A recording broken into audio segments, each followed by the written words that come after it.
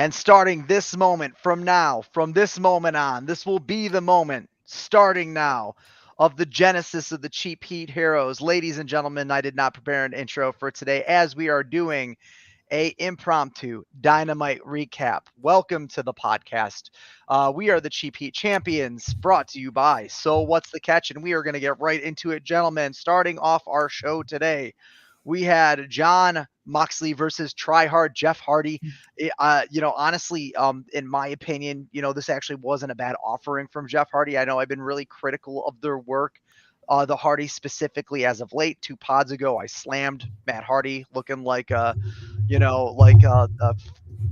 dude who's back from the living dead, deleting himself out of existence. But to be honest with you, compared to the two Hardy brothers, Jeff is actually looking pretty convincing.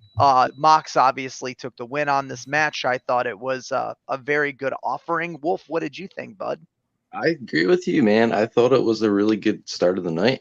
I was impressed with Jeff Hardy's. I've been impressed with all of his matches lately. He's really trying to prove something, which is great. So the match was good. The match was real good. It was real solid. The end of the match was led to a little bit more exposition for Jeff Hardy. I don't know what they're planning on. I don't think they're going to do a full heel turn on him. What do you guys think, Juicy? You think Jeff Hardy's turning heel? I don't know. I'm actually kind of curious if he's going to turn into Willow from TNA because I've heard for the past couple of years that he's been wanting to do that again. And I'm Oh kind of gosh. interested. I'm kind of interested in seeing it because I'm not really too familiar with it. I've just seen like photos of him in that gimmick. So if that's something he wants to try, I don't see why not. Give it a chance. Just see what happens. I don't think he's gonna like win any major championships or anything or go far, but gives him So long something as to he do. doesn't So long as he doesn't come out to his own music, I'll be okay with it. I mean, Wolf, you theorized yesterday. I spoke on the Hardys last night on our weekly Tuesday pod and spoke on Jeff being very critical of how he's been booked lately in AEW. Now they throw him in against Moxon and make it look like they're starting a legitimate program with the Hardy guys. Man, like. It's clear now that it's a work. What direction do you think that's going to head in? I mean, like, who would be the next Yeah. tangible guy for Jeff Hardy to square off against? He's done I think Darby. he's He's gonna done do Mox. more of these. I think he's gonna do more of these singles matches. And he's gonna come up short in all of them. I really do think, like I said it last night, I think it all correlates with the tag, what's going on with the tag division. I can kind of just like picture I'm sorry, Big Bill and Ricky dropping the titles to Darby and Sting. Darby and Sting will drop the titles to the Bucks, and then we're gonna get a Bucks Hardy's match at either Double or Nothing or one of the summer pay-per-views. And I could see like the Bucks trying to retire the Hardys. Like that might even be where it's going.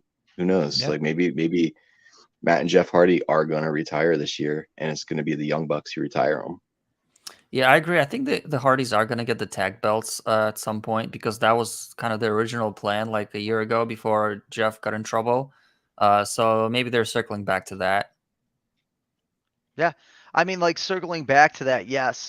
Jeff has been very critical about wanting to go on a serious singles run as well. I personally, as a old Hardys fan, I kid you not, I can't tell you how many times in my youth I've emulated a Hardy maneuver, cosplayed them for a holiday.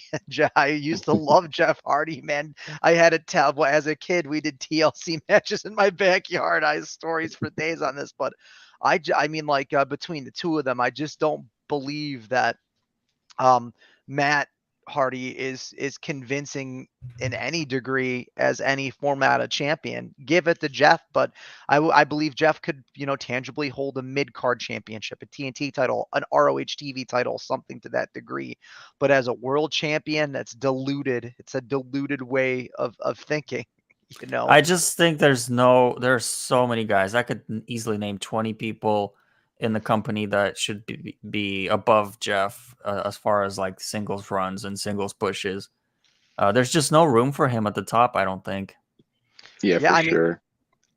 and he might have done this all to himself. We're not going to talk about behind the scenes, but We're covering Dynamite tonight. Let's move on to the next match. We had a rebellious and unhinged Hangman Adam Page versus Toa Lioa.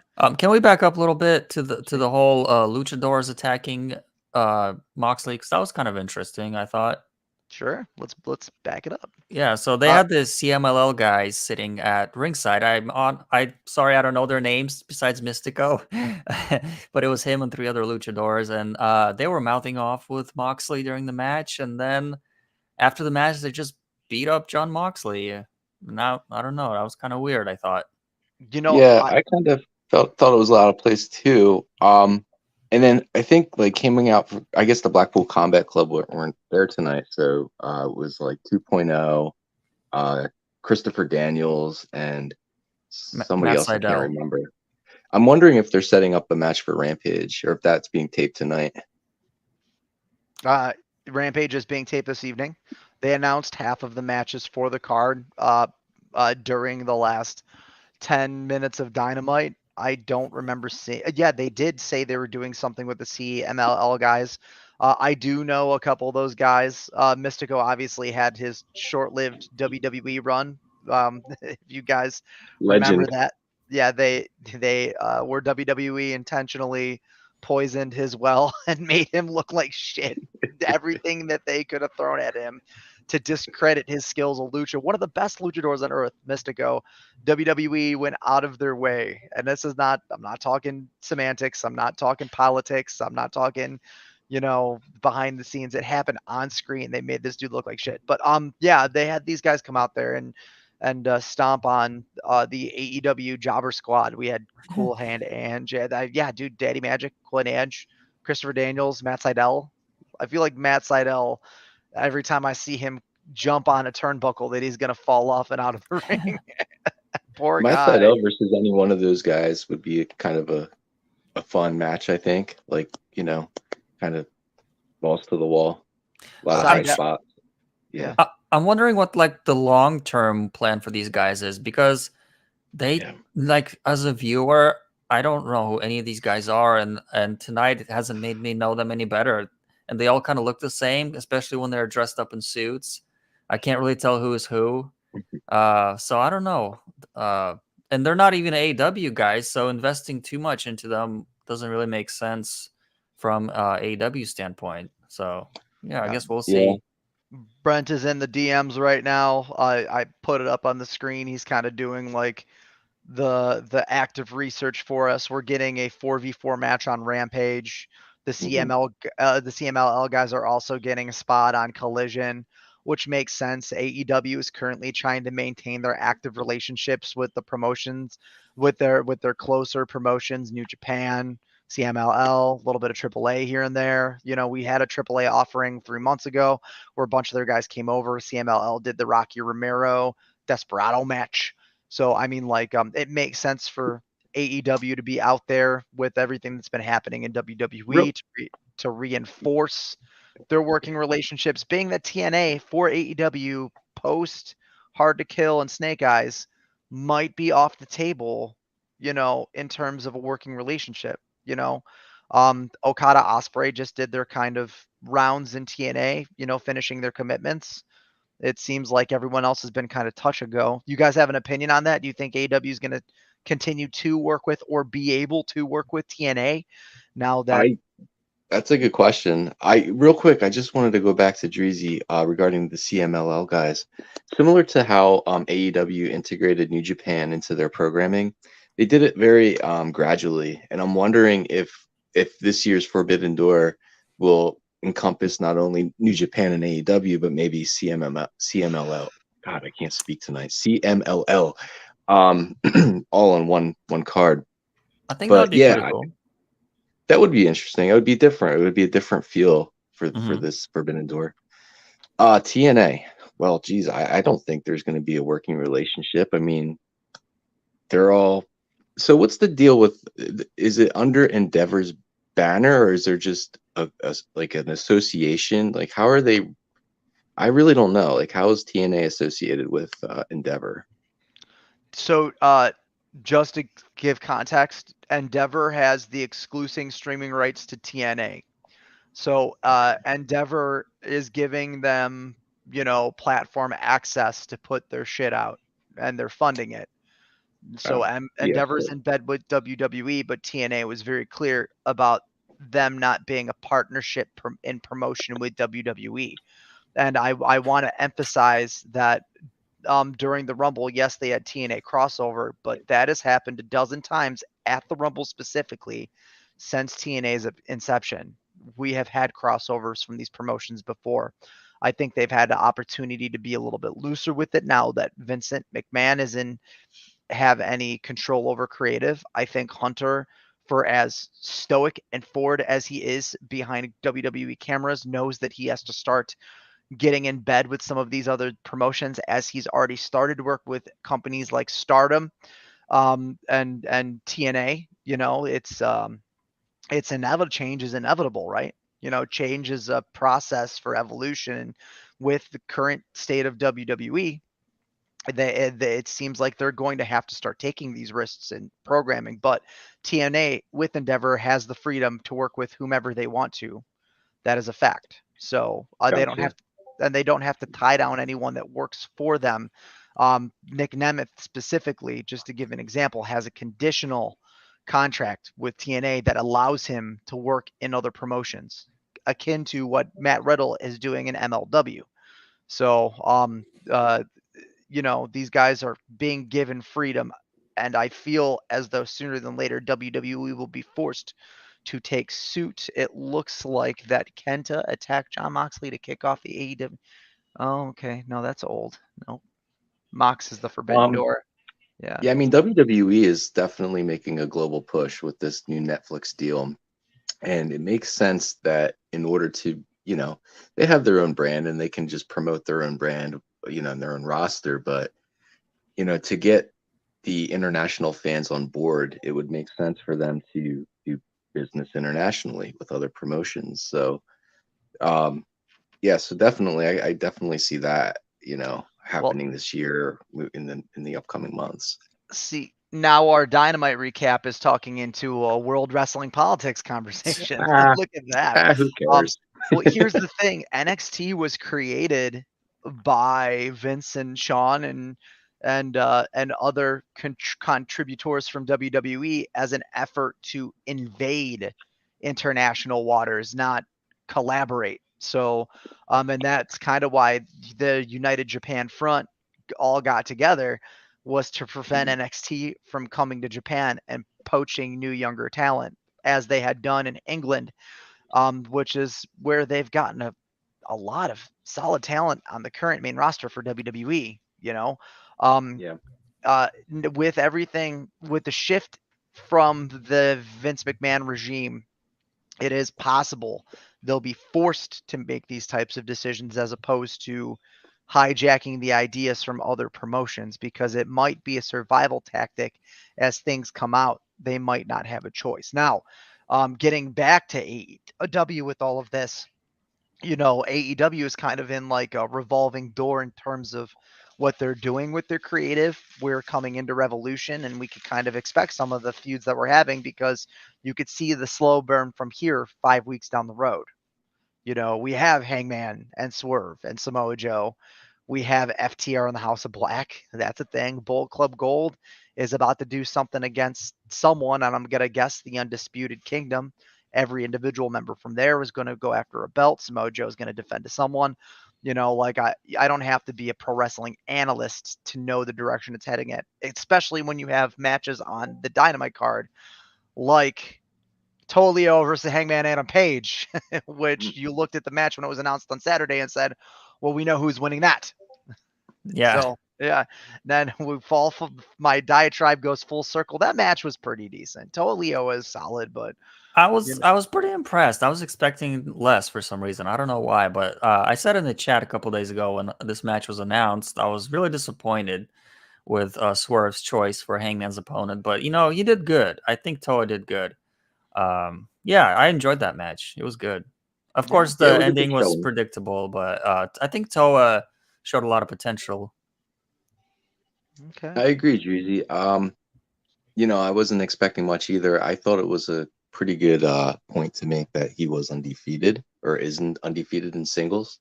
So it did make the match seem a little bit more meaningful as it, right before the bell rang. So the match was great. I don't think that match would have been any worse than Hangman versus Brian Cage, which my expectation was from this whole angle. Yeah. Okay. Yeah. Before we shift gears to the next match, I want to let you guys know that post Dynamite, AEW dropped its rankings for January 31st, 2024. I was trying to find that before we went live, and I didn't see it. But is it live now? It is live. I am going to pop a screenshot if you guys give me 30 seconds into the general chat. I'm assuming this is something that you guys would want to discuss. So give me just a second. I I have a feeling we're gonna go off the rails with this pod. We could loop back around, but here it is. It's going in the AEW chat right now, boys. Very interesting stuff. It is. Let me know when you guys are looking at it. All right. Pulling it up. I see it. Yeah. Okay. So we have the belts and the contendership. They did not include the mid card belts.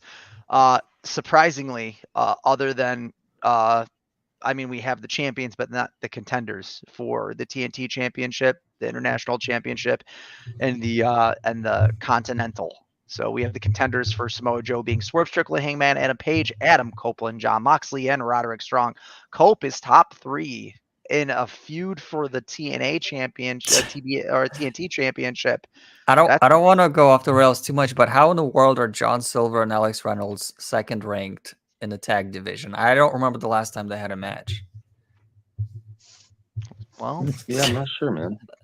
Let's ask Google.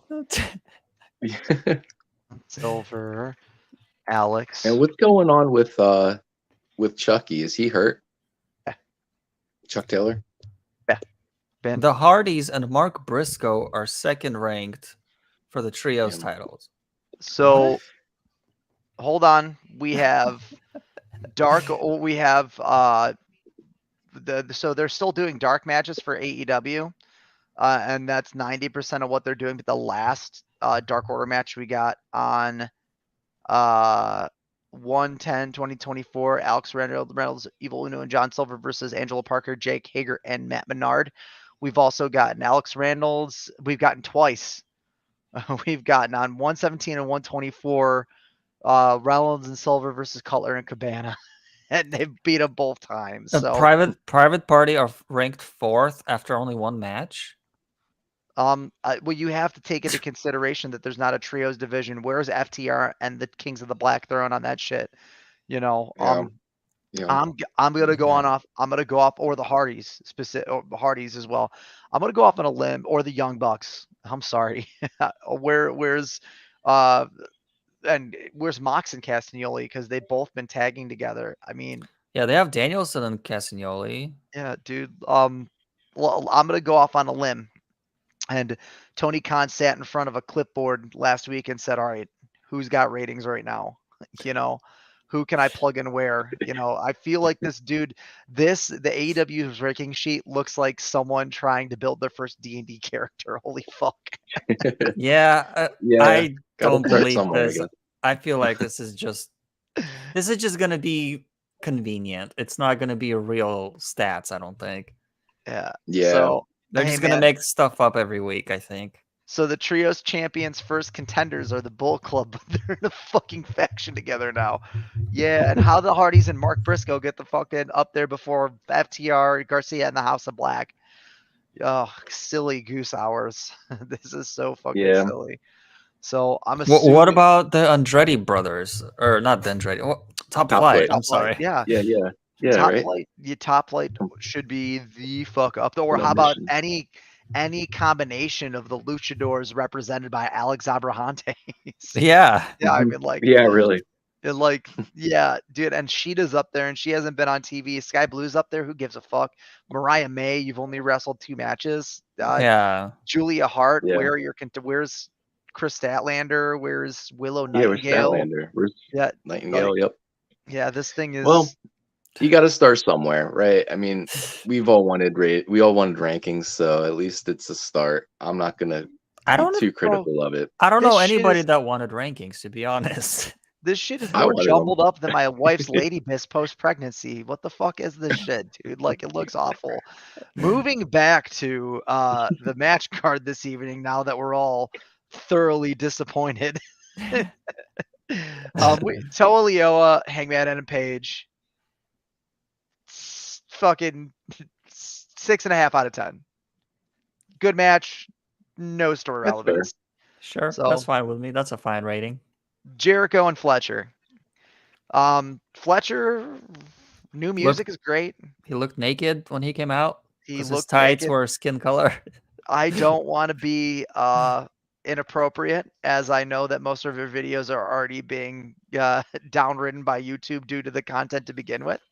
Thank you, algorithm. We're at least we're still getting viewers. AEW Fan Hub.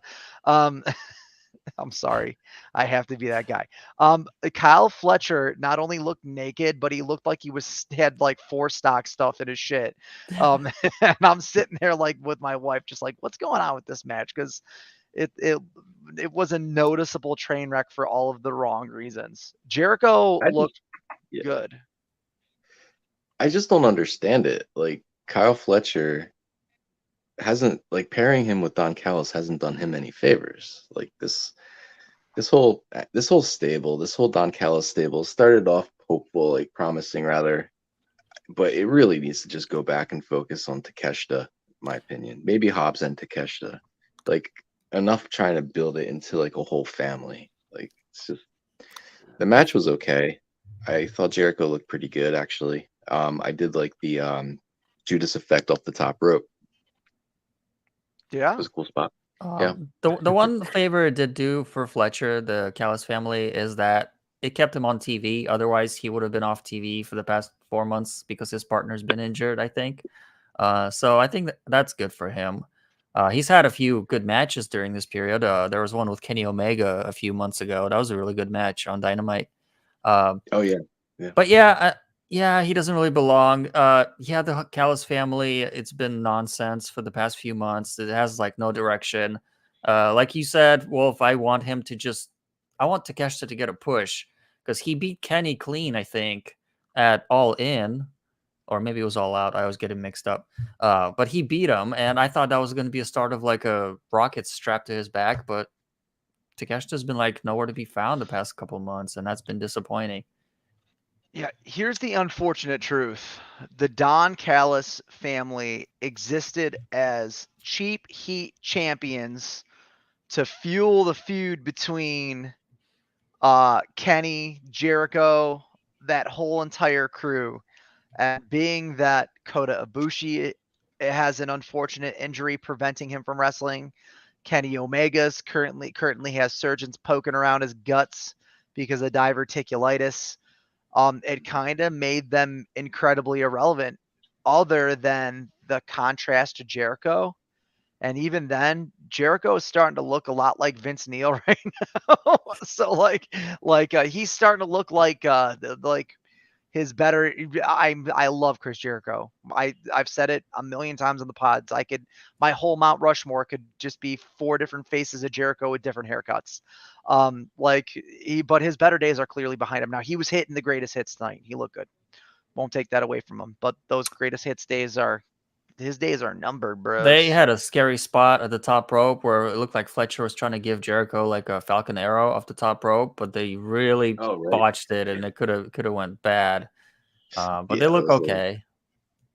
Well, I wish Takeshita was pursuing Samoa Joe for the world title. Personally, I think that Hangman Swerve could rest a little, or not rest, but I think they can wait a little rather before they get their shots. And then I would have booked Revolution Takeshita versus Joe. yeah, honestly, they should have kept that rocket on Takesha's back and separated him from the Don Callis family after Kenny got injured, instead of hanging on to the idea that feud is going to have any relevance by the time Kenny comes back. It's not. If Who he comes cares? back, even. He'll come back. Yeah, Yeah, Kenny is a classic pro wrestler in the sense that he's gonna hang his boots up just like everyone else on pending death. He's about as he lives in the tradition. That's his whole entire thing. And between three or four different styles of professional wrestling, he'll go out one way or the other the way that he wants to. And I don't think diverticulitis is taking Kenny out of the game. So in terms of Jericho, God, old man, just be careful, dude. The last thing I mean it. Kyle Fletcher is young. He's going to be able to. Guys like that will be able to carry Jericho, but for how much longer is going to be? I mean, Jericho's almost to the point where it's like, yo, dude, when you go into commentary? When is Doesn't he do it Fozzy? on Rampage? Yeah, when's Fozzy touring again, bro? Like we missed the Jericho should Jericho. be a mouthpiece. He should be a mouthpiece for somebody.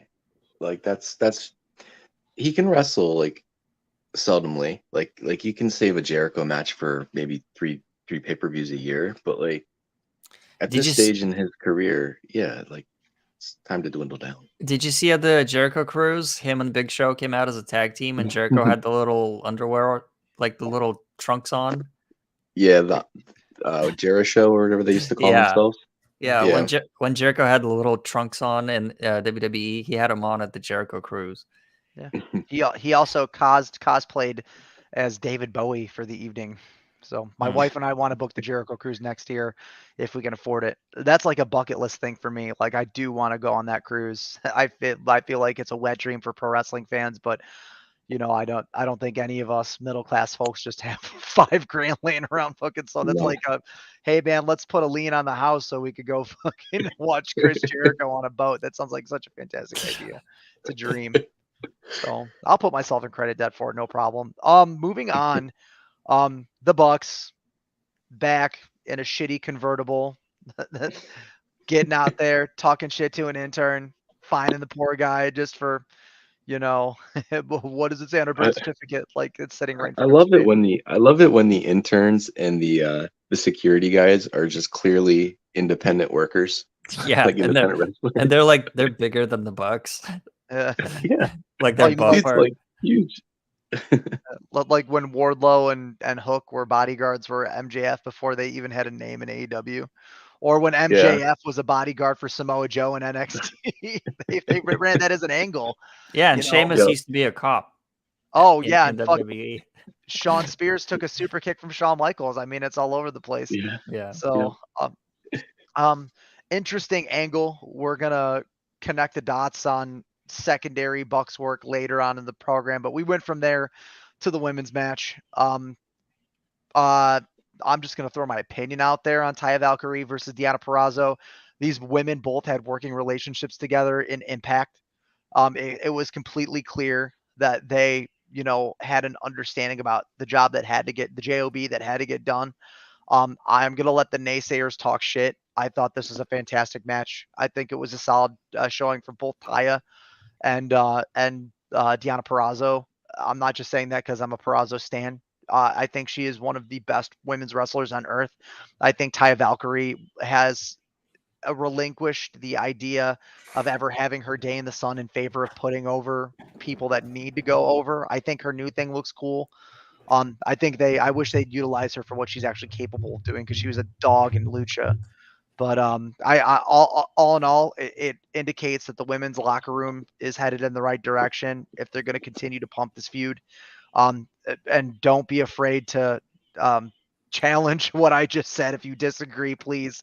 Wolf, what do you think of? What did you think about that match, pal? Actually, I was listening to you and I was surprised to hear that. Yeah, I haven't been on the socials since Dynamite. Have people been dogging the match at all? Have you seen that? Traditionally with AEW, the women's division is still, in spite of it not being up to par, having some of the best women's wrestlers on earth, it's still deeply stigmatized. And coming off the back of a fairly successful women's run in the Royal Rumble, people are going to be critical of what is happening with the women AEW on screen. Oh, for Not sure. to mention just the tribalists out there, just like fuck Tony Khan's product. That bitch was better in Impact. Those Yeah, well, bitches we were don't better listen in to them Impact. anyway. Yeah, Yeah, you're we ignore those people. so Both of these women were pretty badly fat shamed when they both came into AEW. And unfortunately, it brought back those memories for me. Well, with Diana, it was like a week ago. With Taya, it was when she first arrived. And I'm just kind of low key dreading going online to see what people have to say about this match because I feel like it's just going to be nasty towards these women and they don't deserve it at all. They're both beautiful women, great athletes, great performers. They had a good match. Whoa, Wolf, you're having crazy noises over there. I, I'm guys, I'm a little bit spicy today. I'm gonna take the ball that Andre just flea flickered back, and I'm gonna run with it. I was spicy last night. We're gonna keep it going. Hey, if you listen to this podcast, and I know we don't have like a gigantic viewership, but if you're a tribalist, go fuck yourself. If you're fat shaming these women, hey, guess what? They had the courage to go out there and train for a skill you don't have and get up there and put their bodies on the line to do things that you'll never be able to do. So you could just shut the fuck up.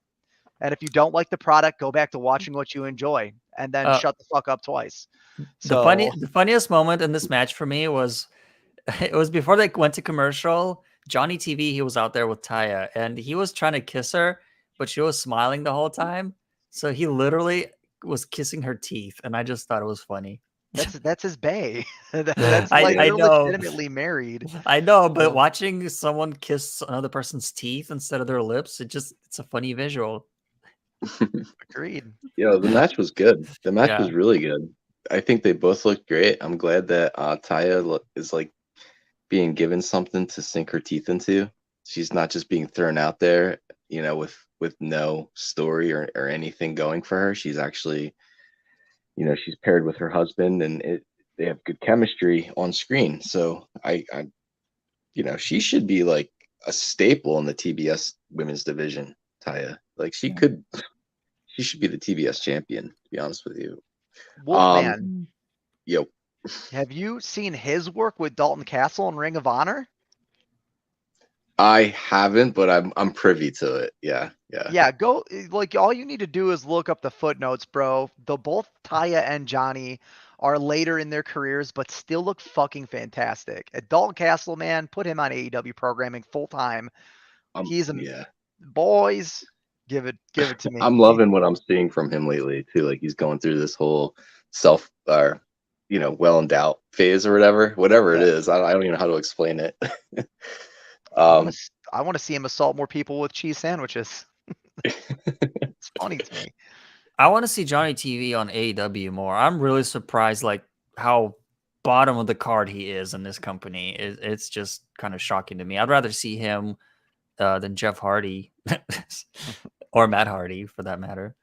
Now, I agree with that statement. Johnny TV's fantastic, and he was when they brought him out during the Owen Hart Cup, dude, like two or 3 years ago. He had an honest, good old fashioned showing. He looked great. Yeah, they squashed him, but I mean, he was still looking real good. So, um, yeah, I am gonna nitpick a part of this segment. Um, not that I'm losing faith, but I'm starting to grow exhausted by the overacting from Tony Storm. I don't understand why she needs to be out there in commentary for every match that leads up to what we know is going to be the title match for between her and Deanna. Just let Deanna go out there and work. The black and white thing is cute, but like it's really getting overdone. You give us a break from it. Let her wrestle a couple matches so we could see that she's still looking competitive. Don't just continue to throw Deanna up there in these squash matches and then squash her the same way they did, the Riho. They fucked Riho, and it's the same shit. At least make it look convincing. I'm gonna respectfully disagree because I do enjoy Tony's commentary. I did chuckle a few times. Every week I chuckle a few times, so to me it's still working. But I don't know what this thing is with champions commentating. If you notice, Samoa Joe's been out there commentating every week too. So Tony Khan must have just came up with this light bulb idea, thinking that let's have our champions commentate every match of their opponent. And I don't know, it's weird. It's weird that it's happening twice on one show every single week. Yeah, yeah, I agree. yeah, So, yeah. to be honest, Tony Khan hasn't really learned to limit the things because it might have been successful like 6 weeks ago, and he might not know enough to know that he needs to slow the fuck down because he still doesn't have people that tell him that he needs to do that, which is fine. To be honest with you, that's fine. Like oh my God, dear God, no. All right, hold on. Breaking You got news. breaking news. Next All week, right. Jericho versus Konosuke Takeshita. Trios match. CMLL dudes versus the BCC. Sting and Darby Allin versus Ricky Starks and Big Bill. Swerve Strickland versus Hangman Adam Page. And my favorite thing that happens during AEW programming next week, Tony Khan will make a big announcement. Well, at Oh least yeah, this time we they've been know saying it's that all not. day. At least this time we know it's not going to be about Chicago or anything related to it. Oh, CM Punk's coming back from injury on AEW TV. He's getting his own show, a Yeah. I brand new hope one, it's a not fourth about one. All In. No, they're debuting CM Punk's dog. He's gonna No, come back and bite Kenny Omega. in all seriousness, I hope it's the announcement of Mercedes. But we'll Okada. see. What or Okada, that would work too. I My don't state. even want to speculate, man, because I've speculated on all of these in the past, and there's just been let down. My I'm trying to big forget about it. my big thing with Okada is it smells like fucking rife shit. I was watching What Culture say Okada looks like he's going to WWE, and the same fucking segment they're like, well, this also could be Tony Khan knowing WWE fans well enough to troll the fuck out of them. Like I said this last night before fucking What Culture even touched it, so pay me. But like like honestly, like it could very well be Tony Khan saying, hey, we're going to fuck with these guys so they don't know. So it seems like more of a surprise because I'm terrible at keeping secrets. Um, which, like everyone knows that Monet is coming at this point. So like maybe I don't want to see Tony Khan holding a microphone during a segment ever now, ever. And I love him. I do. But like, I want to see him blink less and talk about the Jags more. You know what his announcement is probably going to be? Is that for 2025 All Out or All In, whatever the Wembley one is, you can pre-order your tickets this coming July or something, some bullshit like it was last time. Well, let's try to look at this from a brighter perspective. What if he's announcing Max? I mean, it could, I don't think that kind of thing would be announced on a Dynamite show. I but mean, when? well. Here's the deal. Like, wouldn't there be some type of information like that? That deal would that means the deal's done, For and those type of deals get leaked pretty easily because there's, it's easy yeah, to find that out. for example, Triple H would not come out on Raw and say, "Hey guys, we made a deal with Netflix." That's just not what would happen on Raw. Like that kind I'm of not behind trying. the scenes stuff, like business stuff, usually gets announced online. I appreciate Shane's like hopefulness there though. Like I'm waiting Yeah, for that announcement. I really am. And what if it's the third hour for Dynamite? that would be Oh, cool. I'd be fuck okay with me up, that. Daddy. Give me 3 hours of Dynamite. Tony Khan would be redeemed in my book. Come out if he were to come out and say, ladies and gentlemen, we have the best fandom on earth. It brings me great joy to announce that we've added additional hour to AW programming on Wednesdays and re-signed with TBS and TNT. Here's the Rainmaker Yeah. Kazuchika Okada to bring us home. Like, Yeah, we And need more stars to fill out the third hour. Here's yeah, Okada and Monet. yeah. then we Well, got the cheap heat champions at midnight.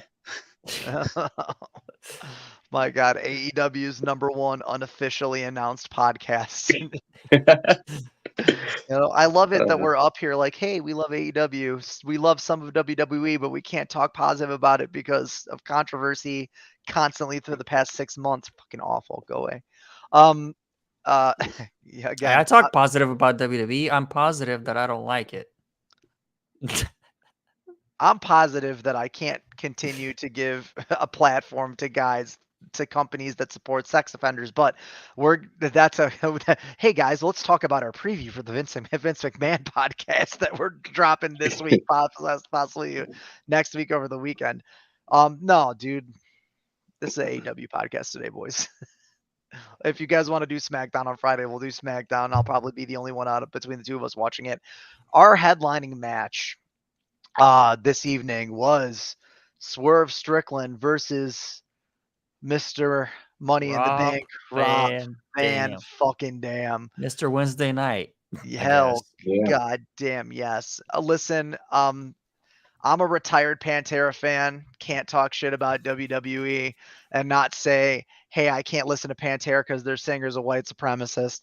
But I do really love Rob Van Dam. And for a 54-year-old fucking guy, holy shit. He is a fucking fine-tuned machine. Looks like he's in the best shape of his life. A little stiff in the upper neck, but everything else he brought to us this evening was convincing. Rob Van Dam could be in a main program anywhere he heads if he chooses he wants to be in that spotlight again. Either his body's in great shape or all the THC he intakes keeps him numb enough to continue to put himself through it. But I'm fucking along for the goddamn ride. Wolf, talk Yeah, about man. Mr. Wednesday Night for sure. He's I like these Rob Van Dam appearances myself. I get a kick out of him being a fan of his for so long, since what, 1996 ECW, I think, or maybe 95. I can't remember. There was a match between Sabu and Van Dam. It was the Respect match. I think it was 95. That's when I started becoming a fan of his. So I've been on the Rob Van Dam train until it falls off the rails, and that doesn't seem to be happening anytime soon. The match was great. The match was actually fantastic. Swerve and Van Dam, their styles meshed really well together. And it was a fun little match. It wasn't Van Dam's best match. It wasn't Swerve's best match, but it was a fun little main event for Dynamite that I really enjoyed. Yeah, this match was actually a little bit sloppy, but surprisingly, it actually worked in its favor because it was a hardcore match, and that little sloppiness kind of made it feel more real, at least to me. So that worked really well for me. And they had some pretty crazy spots. There's a table spot there. There's a couple chair spots.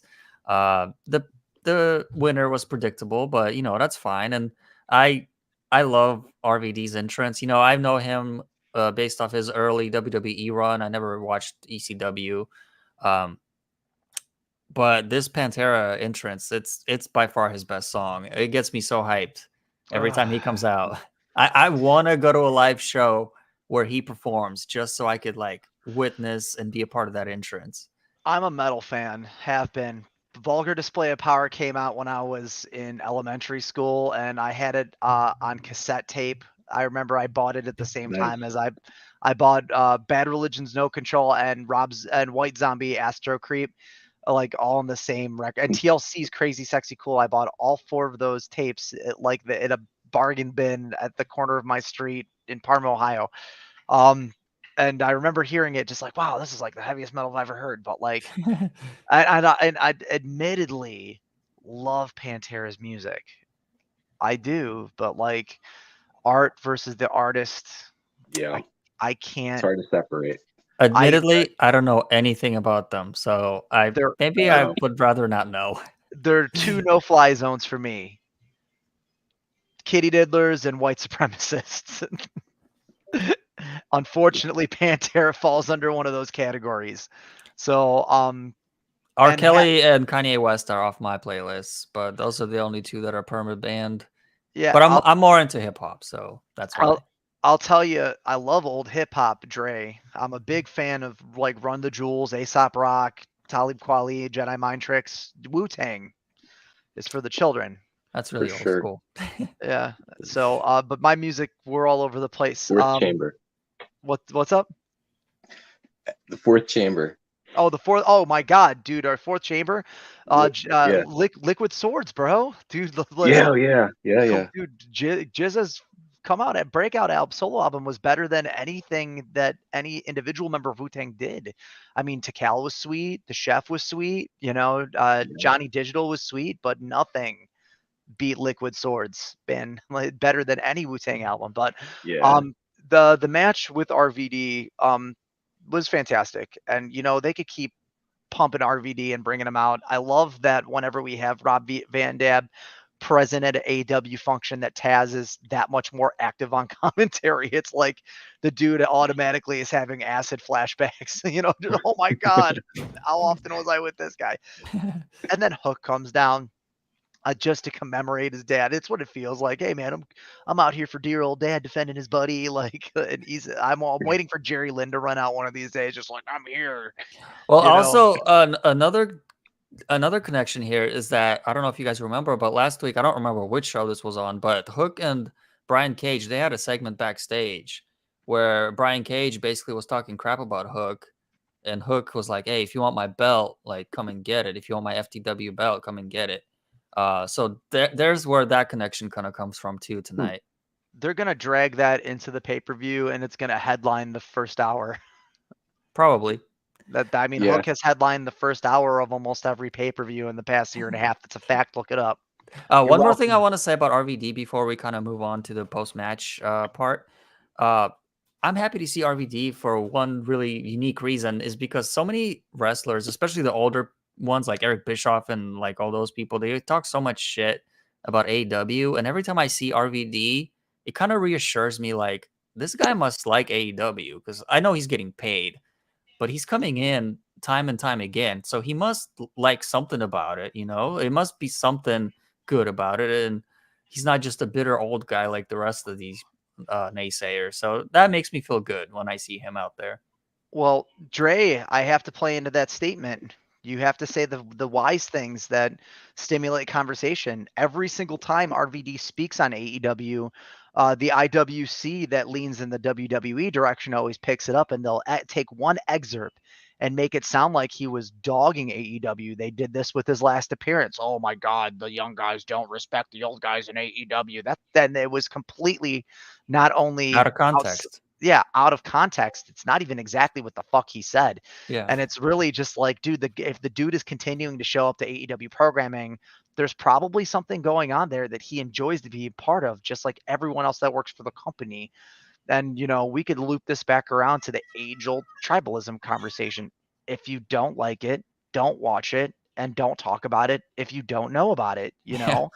Like, and if you want to see RVD on WWE media, maybe you tell them to shut the fuck up about them being unhappy that RVD has chosen to work the convention scene and the indies and work a podcast where he's talking about things that are unfavorable to that promotion. He could be involved. There are plenty of people on the AEW roster that talk about going back to WWE that still work for AEW. Mm-hmm. So,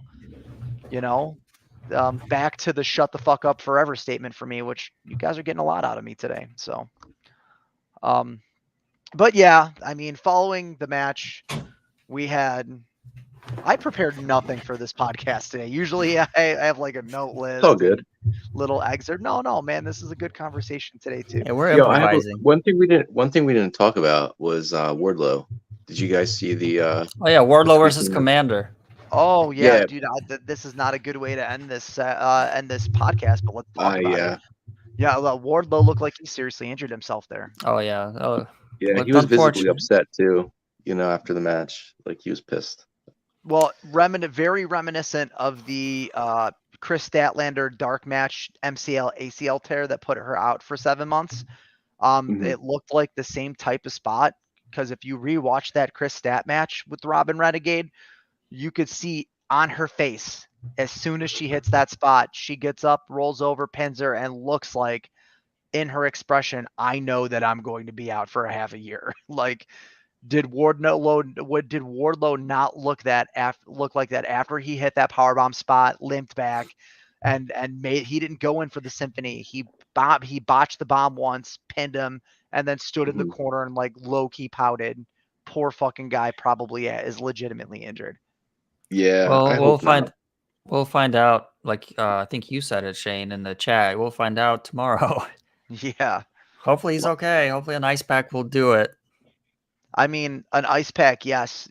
He's had knee injuries before, and you got to remember that the dude is in a major program night right now after coming back from a fucking tailbone injury.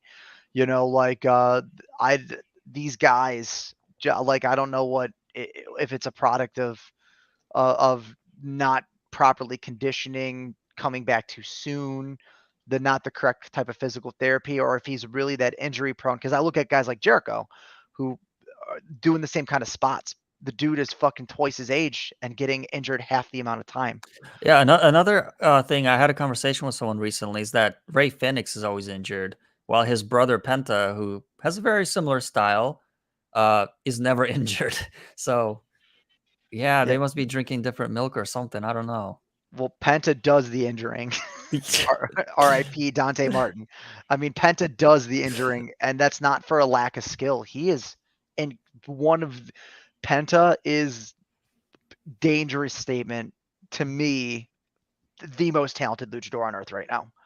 Vikingo is great. He's too young and he's hurt himself too many times this year. I've seen him enough in the indies to know that he's half cooked, but he's wildly talented. If he was able to perfect what he does, he would be the best luchador on earth. Penta has it. He is the complete package. He could cut a promo in any country he's in. He hits his spots the same way every single time. He's consistent. He has good ring psychology, especially when he's working in multi-man matches. And yes, Ray Phoenix is injured half the time, but I don't think he is to the caliber of Penta. We went off on a little tangent there, but and Hey, I'm Commander, always down for a Penta segment. hey man, Commander looked great tonight too. I feel bad for Wardlow. If he is injured, he'll be back in my hometown Posted soon. something to his ex, to his Twitter, which pretty much says that his knee is fine. So he goes, a normal man's knee would be ruined. I'm no normal man. I'm coming for the heavyweight title, and there's nothing that and no one that can stop me. Knee is just fine. So I don't know if he's Well, like Aki said in the chat, he's Wardlow, so there you go. Well, fine could be the same thing as a pectoral strain. He could be working through a hyperextension, whatever it is. Wardlow, I said it yesterday. I wish no injury upon any wrestler, in spite of myself. Get well soon, buddy. So put some ice on that back, boy, and drink some Cleveland whiskey.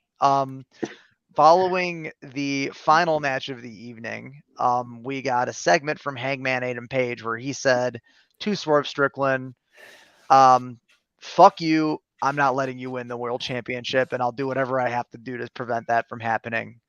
I've been a little long-winded today, so I'll be short here. My opinion is they're either running Hangman at the belt again, or he's being used as exposition to prop Swerve. I think it would be a fumble. I love Hangman Adam Page. He's one of my favorite wrestlers in AEW. He's number 2. I don't want him. I don't want to see him in another world championship bout for at least until they give Swerve Strickland his day in court. I'm so sick of seeing Swerve lose that fucking PLEs, pay-per-views. They got to put a belt on this guy sooner than later, or they're gonna lose him. Yeah, I think they will. And my mind immediately thought that there would be some type of like double count out, or even worse, like a time limit draw. But seeing how stacked and loaded Dynamite is next week, I don't think they're gonna do that. I mean, they could, I guess, do like a double count out or something like that, but it just seems like we're gonna get an actual winner next week. And I do think it's gonna be Swerve. This match makes me nervous. I don't think Hangman needs to lose yet another match to Swerve to prop him up. I think Swerve is already pretty damn propped up. But if Hangman wins this match, all that's going to do is slow down Swerve's momentum. Because if you think about it, yeah, you beat Swerve once, but he still beat you twice. So he still gets the opportunity before you. He should, at least. Plus, he's been in the tournament this whole time while Hangman was sitting at home or doing whatever. He won a bunch of matches in the tournament. His track record is much better than Hangman. So no matter what happens next week, Swerve should get the championship. So yeah, this match makes me nervous. I don't know. I don't like where this is going, to be honest. But like you said, Wolf, the next week is stacked. But I think the main event is going to be the tag team title match, because I think Sting is going to get his first championship in AEW, and that's going to be a pretty big deal to close the show with.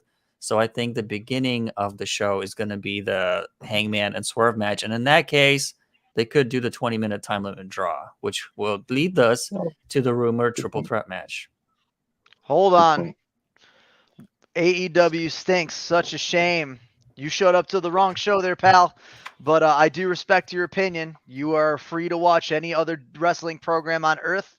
I'm not going to give that comment any more time. AEW stinks.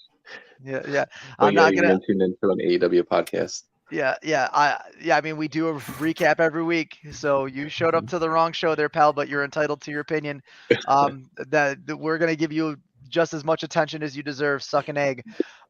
Yeah, no, Andre, I actually agree with you. It does also stink that that they're going to walk this tightrope between two potential champions. Because I would love to see the belt back on Hangman Adam Page. Just not right now. Why fall back into old habits when you have the opportunity to do something new and wildly creative? Putting that belt around Swerve mixes up the whole entire platform. The ranking systems is cool, but I mean, like, Swerve against anyone, contending for that title is going to be dream match qualities. So, like, give it to him, man. Like, Yeah, I've said this before, but Hangman should get his win back. But eventually, he should get his win back once Swerve gets the title and has a good run, and then Hangman can beat him for the title, and that will be getting his win back. But at that point, it's not going to matter for Swerve anymore because Swerve is already going to be a made man. Right now, he's not quite there yet because he hasn't won the belt yet. So that's why I'm pretty nervous about this. well, I mean, the scarier thing would be to put a belt on Swerve and treat him like a transitional champion in favor of people returning or people potentially showing up to AEW in the first place. I mean, hate to see there be wraparound with Swerve and then Okada comes in or Kenny Omega comes back or they decide they want to put a strap on Jericho before he's doing his, farewell tour. All of these things are possible. That's the problem with AEW. And Jericho can take the ROH title if he wants. I'm the Ocho. Got I'm the got wizard. Ospreay coming in. I mean, yeah. Yeah, I mean, Ospreay Swerve's gonna be good. I'm Ospreay just gonna Swerve. say that. Ospreay. Did you see Ospreay, Josh Alexander in TNA? It was fucking amazing. No, I didn't get to watch that. Yeah. Ospreay, Alexander, Ospreay, fucking Speedball Mike Bailey. Like, Ospreay's gonna put on a clinic wherever he's at right now because he has finally hit his stride in the prime of his career. All of those little tricks he's learned working across the world has made him one of the most convincing arguments for the best professional wrestler on earth. I see why Kenny passed the torch down to him because he is out and overperforming even himself. So I watch Ospreay matches from 8 years ago, and Ospreay today looks like a completely different and much more formidable beast. So keep that in mind, AEW fans. This time next week, we could very well see the introduction of Will Ospreay on our television. Again, I just hope that Tony Khan decides to break the cycle in what he's been doing with his booking and storytelling, because although Dynamite tonight was a much more solid effort than last week, it wasn't doing anything in strides that was much more entertaining than what we got the week before. Not to say that it was a bad Dynamite, it was a good Dynamite, but it could have been much, much, much better. So, guys, what do you got? Just looking forward to next week. I think we said it already. It's gonna be a stacked show. I think these last week was I wouldn't say it was a dud, but it was very forgettable. This week seemed a lot more like it was just building towards next week. So yeah, got an exciting week ahead of us. Yeah, next week's Dynamite feels like one of those special events, like a Winter is Coming type of show. So maybe they'll make up a name for it. Still got a week. Yeah. Well, it always worries me to hear that Tony Khan is going to have a microphone on screen then for any more than 45 seconds. And I'm not trying to be that guy or cast a negative light onto AEW programming, as it is my promotion of choice. But, bigger shoes to fill. And it seems like after last week, we're headed towards an upward trend. So optimistic that with the way the card looks next week, that it is going to be something special. I do want to thank the guys that decided to want to hop in here for the post Dynamite show today. Wolf and Andre, always a pleasure talking to you, gentlemen. Anything else you guys want to discuss before we wrap this thing up and head to our respective life prisons? Nope, I really got to go to the bathroom. Okay. You are dismissed, sir. Wolf, you good?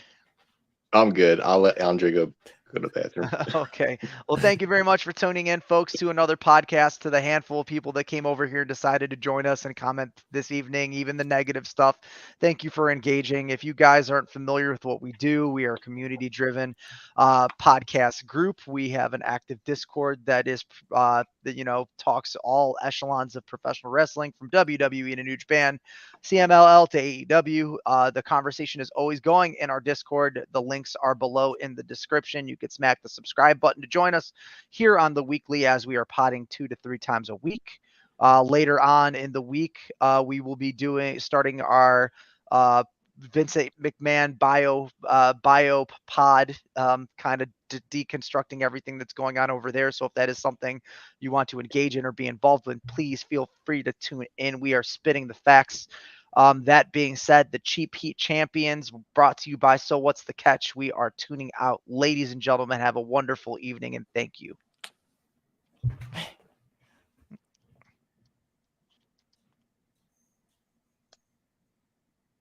I think he pushed the wrong button. Yeah, I think we're still on. Because we're still live, pal. That's awesome. Fucking There he is. I didn't leave.